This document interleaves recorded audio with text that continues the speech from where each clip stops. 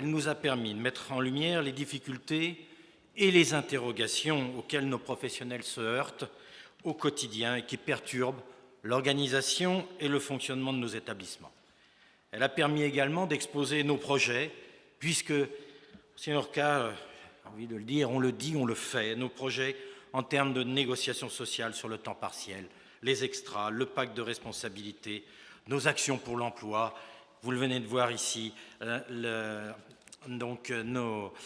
travail que l'on fait, cette opération qui est ambitieuse pour l'emploi des personnes souffrant de handicap. Alors, mes chers amis, je devais, normalement, clôturer avec le ministre du Travail et de l'Emploi, M. Rebsamen, donc cette première matinée. Malheureusement, le cabinet de M. Rebsamen nous a téléphoné pour nous dire que l'emploi du temps de M. Rebsamen, ou tout du moins des modifications de son emploi du temps, ne lui permettait pas de venir. Je vous dirai simplement qu'alors que M. Laurent Fabius, dès sa nomination, nous a reçus pendant plus d'une heure, et alors que le ministre du Travail et de l'Emploi vient de faire état d'un échec quant à la politique de lutte contre le chômage, alors que l'on nous demande aux entreprises de nous engager sur un pacte de responsabilité, eh bien, permettez-moi de vous le dire, Monsieur le ministre, depuis votre nomination, vous n'avez pas et ne trouvez toujours pas quelques minutes pour venir rencontrer le troisième employeur de France. C'est regrettable, c'est dommage et c'est peu respectueux pour nos professionnels. Alors, ce que j'avais à vous dire, eh bien, ceci fera l'objet d'une lettre ouverte. Peut-être que celle-ci vous arrivera plus vite et que les discussions que nous pouvons avoir avec les différentes personnes de votre cabinet. Je vais prendre ces quelques remarques, ces quelques questions que nous vous formulons. Sur la formation professionnelle, chaque réforme apporte son lot de difficultés. Nos entreprises vont devoir s'adapter, on l'a vu ce matin, avec l'arrivée du compte personnel de formation et l'obligation de l'entretien professionnel. Nos entreprises seront-elles prêtes au 1er janvier 2015 ?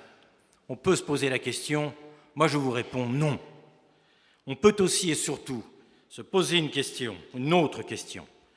Alors que chacun s'accorde sur l'importance de la formation de nos collaborateurs dans une compétition de plus en plus mondiale, comment nos entreprises vont-elles pouvoir faire mieux avec moins de moyens ?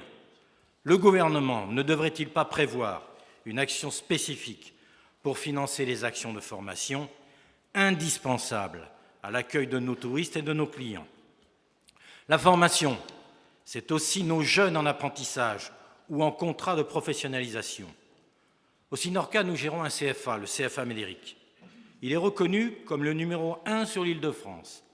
C'est un CFA de prestige qui, fort de son succès et de la qualité de son enseignement, ne peut répondre à toutes les sollicitations des entreprises et des apprentis qui veulent se lancer dans la restauration. Comment augmenter le nombre d'apprentis alors que les financements liés à l'apprentissage sont bloqués par les régions ? Pourquoi ne pas étendre le savoir-faire du CFA Médéric dans les CFA de la branche qui rencontrent moins de succès ? L'embauche des apprentis est aussi pénalisée par des formalités liées à l'embauche, et notamment l'obligation de produire des pièces justificatives de l'achat et de l'entretien de nos machines dangereuses, comme si nous faisions fi du danger que pourraient représenter les trancheuses ou couteaux dans nos restaurants. Le gouvernement envisage de simplifier cette obligation en adoptant un mode déclaratif. Alors, Monsieur le ministre, pouvez-vous nous le confirmer ? Le compte pénibilité. Dès le 1er janvier prochain, les salariés exposés à 4 facteurs de pénibilité pourront obtenir des points qui leur permettront de se former, de travailler à temps partiel ou de partir plus tôt à la retraite.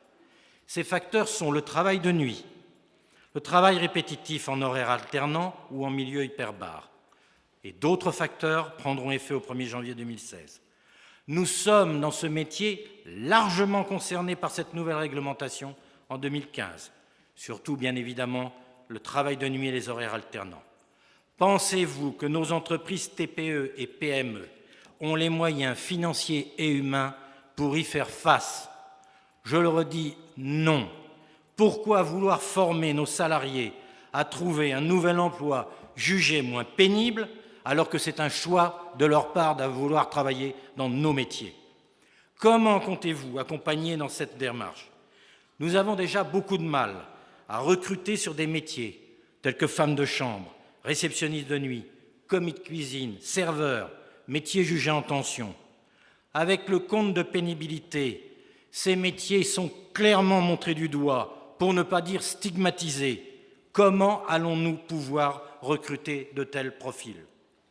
Les extras. Aujourd'hui, nombre de nos entreprises sont inquiètes. Nos traiteurs, organisateurs de réception, nos hôteliers, nos restaurateurs. Nous sommes dans une véritable impasse. Une solution doit être trouvée. Monsieur le ministre, ma question est simple. Voulez-vous nous aider? Le temps partiel. La loi nous oblige à employer nos salariés à temps partiel à raison de 24 heures par semaine au mois. Monsieur le ministre, cette loi à laquelle il nous appartient de déroger par la négociation est une hérésie. Elle fait totalement fi des contraintes liées à l'organisation et au bon fonctionnement de nos établissements ouverts 7 jours sur 7 et même 24 heures sur 24. Fi de l'impossibilité de négocier avec certaines centrales syndicales qui, d'ailleurs, cette année, ont refusé notre invitation. Elle renvoie à des accords entre employeurs et salariés dont on sait qu'elles peuvent déboucher sur des problèmes en cas de licenciement, voire au niveau des prud'hommes. Face à cette impasse, nombre de nos entreprises ne peuvent pas embaucher. Et pire encore, nombre de nos entreprises vont débaucher en 2015. Ma question est simple. Comment comptez-vous, Monsieur le ministre, vous saisir de ce dossier et rendre les arbitrages permettant à nos entreprises d'embaucher à temps partiel et de fonctionner? Enfin, le pacte de responsabilité. Le gouvernement souhaite que nous prenions des engagements dans le cadre d'un pacte de responsabilité. J'oserais vous le dire, Monsieur le ministre, la moindre des choses et la moindre des responsabilités pour un ministre, c'est peut-être d'assumer ses engagements et de venir et de respecter les engagements d'être là auprès des professionnels. Ces engagements sont de deux ordres dans le pacte de responsabilité. Des engagements en termes de création d'emplois et des engagements en termes d'amélioration des conditions d'emploi. Cette obligation oublie, à mon sens, une réalité économique. Ce n'est ni la branche qui embauche, ni les partenaires sociaux qui peuvent contraindre une entreprise à embaucher. C'est le marché qui dicte les embauches. Monsieur le ministre, nous avons accepté de porter ce pacte de responsabilité à l'ordre du jour de nos négociations, mais une question s'impose. Comment le gouvernement peut-il attendre d'une branche qu'elle prenne des engagements d'embauche au nom des entreprises qu'elle représente? Voilà les questions qui feront partie de l'objet de la lettre ouverte. J'ai envie de dire la lettre de la colère, comme disait feu Michel Debré, donc au ministre, pour lui marquer effectivement non seulement notre mécontentement, mais notre colère de voir qu'on n'a personne pour nous répondre à nos questions. Je pense qu'à l'issue de cette réunion, nous aurons peut-être plus vite que prévu le rendez-vous tant souhaité. Voilà. Je vous remercie.